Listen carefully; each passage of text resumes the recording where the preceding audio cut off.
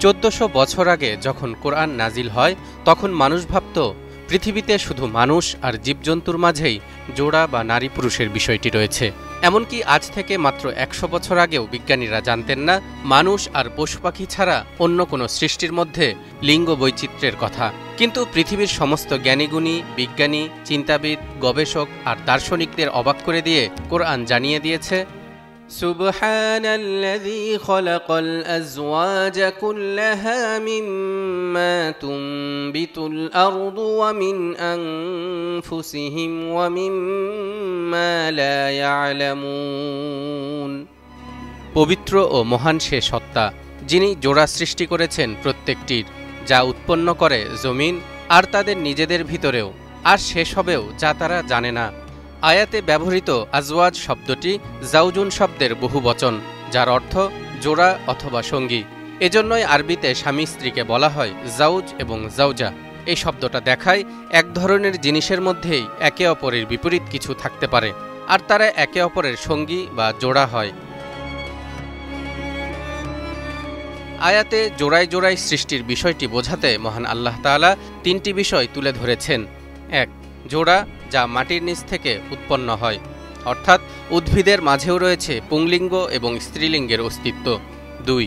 জোড়া আছে তাদের নিজেদের মধ্যেও, অর্থাৎ মানব সৃষ্টিতেও রয়েছে নারী পুরুষের অস্তিত্ব।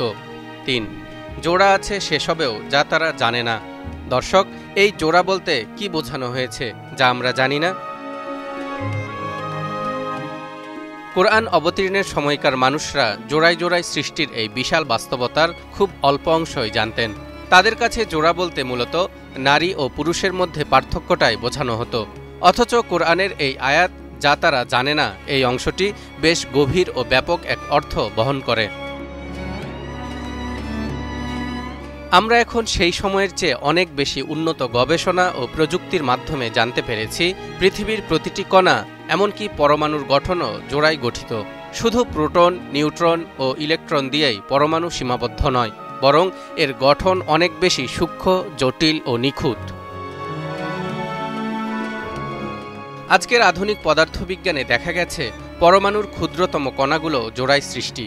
যেমন, প্রতিটি প্রোটনের বিপরীতে থাকে অ্যান্টিপ্রোটন, প্রতিটি ইলেকট্রনের বিপরীতে থাকে পজিট্রন।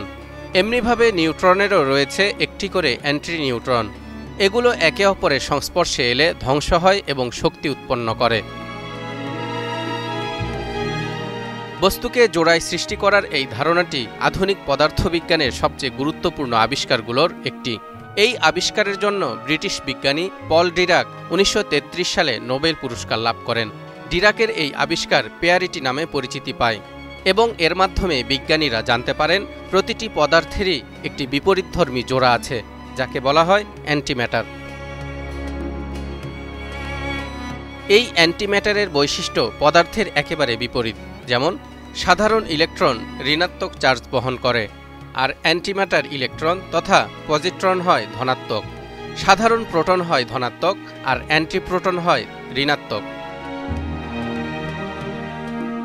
কোয়ান্টাম ফিজিক্সের একটি সূত্রে বলা হয়েছে প্রতিটি কণারই একটি বিপরীত চার্জযুক্ত অ্যান্টিকণা থাকে, আর আনসার্টেইনিটি প্রিন্সিপাল তত্ত্ব অনুযায়ী এই জোড়াগুলোর অস্তিত্ব ও অনস্তিত্ব একই সাথে সর্বত্র ও সবসময়ই ঘটছে। শুধু পদার্থবিজ্ঞানেই নয়, জীববিজ্ঞানেও দেখা যায় জোড়ার এই ধারাবাহিকতা, যা আমরা কিছুদিন আগেও জানতাম না। সেটি হলো ডিএনএর গঠন। বিজ্ঞানের অগ্রগতির কারণে আজ আমরা জেনেছি ডিএনএর গঠনেও রয়েছে base pairing, adenine thymine, guanine cytosine. দর্শক, ফিজিক্স আর বায়োলজির এই সমস্ত আবিষ্কারই হলো জোড়া আছে সেসবেও যা তারা জানে না আধুনিক বৈজ্ঞানিক প্রমাণ, যার তথ্য দিয়ে রাখা হয়েছিল আজ থেকে প্রায় ১৫০০ বছর আগে। এ কারণেই তুরস্কের বিখ্যাত স্কলার উস্তাদ সাইদ নুরসি বলেছিলেন, সময় যতই বয়স্ক হবে কোরআন ততই তরুণ হয়ে উঠবে।